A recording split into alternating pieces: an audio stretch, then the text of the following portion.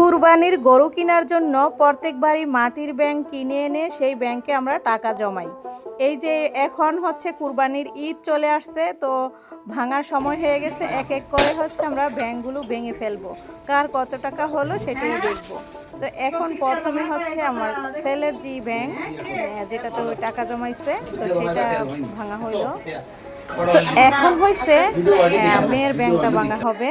তো সবাই আমরা আনন্দের সহিতে ব্যাংকগুলো ভাঙতেছি, 1 বছর ধরে টাকা জমাইতেছি, আর কার কত টাকা হইলো এটা জানার জন্য খুবই উৎসাহ মনের ভিতরে, খুব আগ্রহ কার কত টাকা হইলো এগুলো দেখবো এখন। তো এখন যেটা বড়টা রয়েছে এটা হয়েছে আমার। আমি প্রত্যেকবারই টাকা জমাই, তবে এবার মনে হয় না বেশি টাকা হয়েছে, কারণ এবার টাকা আমি কম জমাইছি। তারপর হচ্ছে তো ভেঙে ফেললো, এখন গণা হবে। তো যাই হোক, টাকা গণনা করার পর সাইফুলের আর আমার হচ্ছে একই সমান হয়েছে, আর মেয়ের হয়েছে 12,500 টাকা, না জানো 10,500 এরকমই হবে। যাই হোক, এই তো এখন গণনা হবে, গণতে তো সময় লাগবে। আর কত টাকা হইলো সব মিলে আমরা একটা হিসাব করব, তারপর বাদবাকি যে টাকা লাগবে সেই টাকা হচ্ছে সব আপনার ভাইয়া দিবে। আর আমরা এই যে এতটুকু হেল্প করতে পেরে প্রতি বছর গরু কেনার সময় খুবই ভালো লাগে আর খুবই আনন্দিত এই জন্য আমরা।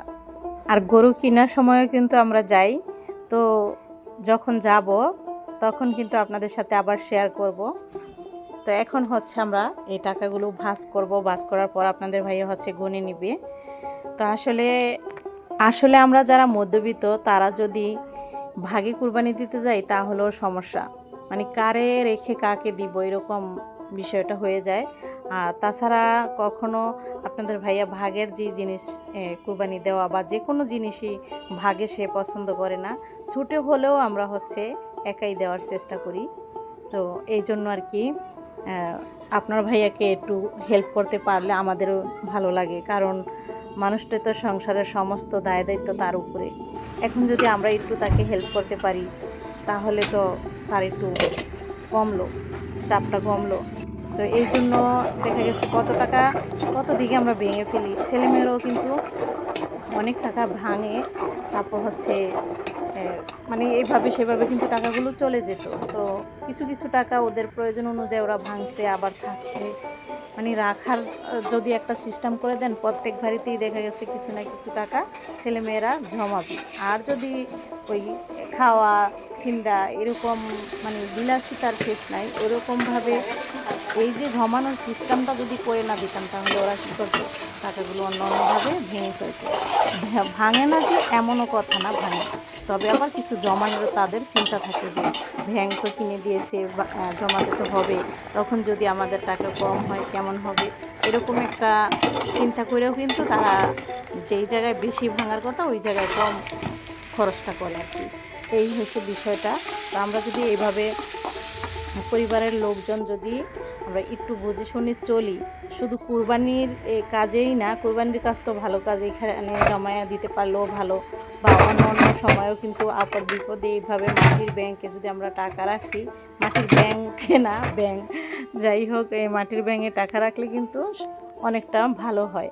আসলে আমাদের ভাঙার শেষ নাই, আর খাওয়ার শেষ নাই, পড়ার শেষ নাই, যার কারণে টাকা এভাবে জমানো। আগে কিন্তু মানুষ এভাবে টাকা জমাতো, মুড় চাল রান্না করার সময় কি মুড় চাল জমাতো, তখন অনেকগুলো চাল হইতো, ওই চাল দিয়ে দেখা যায় যখন শেষ হয়ে যেত তখন ওই চালগুলো দিয়ে চলতে পারত।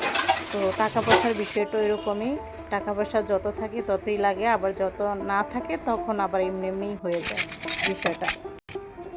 তখন এই টাকাগুলো মানে বিশেষ ঠেকা কাজে তখন কাজে লেগে যায়, কারো কাছে হাত পাততে হয় না, তারপর হচ্ছে অনেক উপকার হয়।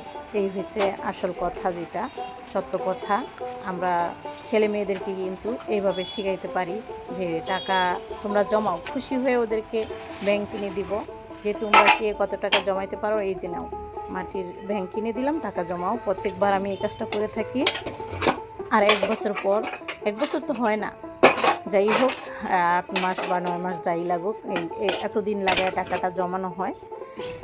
তো জমানো হইলে এই যে এই সময় আমরা টাকাটা ভাঙি, তারপর হচ্ছে মজা করে অনেক গণনা করি কে কত টাকা, এটাতে কী যে আনন্দ, যে টাকা জমায়া যখন মাটির ব্যাংক ভাঙবেন আর টাকা গুনবেন কার কত টাকা হইলো, তখন বুঝবেন যে সমস্ত সুখ মানে খুশি মনে হয় মনের ভিতরে আসছে, এরকম বিষয়টা। যেই হোক, আমি তো টমেটোর সস বানাইছি, সেগুলো ভরে ফেললাম, রান্নাবান্নাও করে ফেলেছি। কোথায় যাব, কী জন্য যাব, সবই আপনাদের সাথে আগামী দিনের ভিডিওতে শেয়ার করব। কারণ আমরা যে গিয়েছিলাম, তো সেই ভিডিও যদি এখানে অ্যাড করি তাহলে হচ্ছে বড় হয়ে যাবে, যার কারণে করলাম না। এখানেই বিদায় নিচ্ছি। ভালো থাকবেন। আল্লাহ হাফেজ।